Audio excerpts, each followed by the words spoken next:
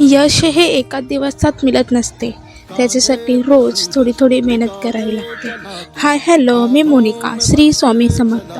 आजच्या ब्लॉगमध्ये सर्वांचं स्वागत. मी मोनिका तुम्हा सर्वांना आज माझी जर्नी शेअर करत आहे. तर मी अभ्यास करण्यासाठी MPSCचं प्रिपरेशन करते.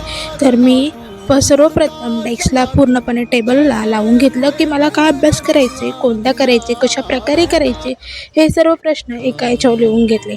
मग त्याच्यानुसार जर्नी स्टार्ट केली आणि अभ्यासाला बसले.